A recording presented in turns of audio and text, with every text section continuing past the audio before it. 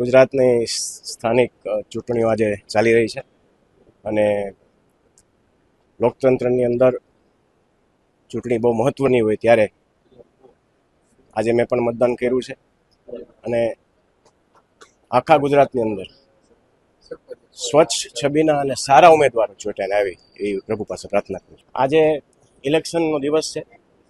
કોઈ પણ extra comment કરવાથી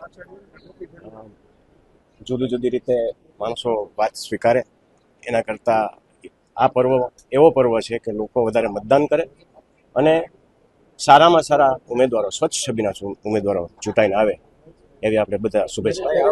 આ એક ચૂંટણીની પ્રક્રિયા છે અને આ ઐતિહાસિક છે. એમાં આજ ફરે હોય કે પહેલાં હોય એવું કંઈ હોતું નથી અને આપણને હજી રિઝલ્ટ આવ્યા પહેલાં કેમ ખબર પડે કે શું થઈ રહ્યું છે. બધે દરેક ચૂંટણીમાં જ્ઞાતિવાદ હોય જ છે અને આજ થોડું સોશિયલ મીડિયાનો એનો જમાનો વધી ગયો છે એટલે આપણી સામે વધારે આવે છે. શું લાગે છે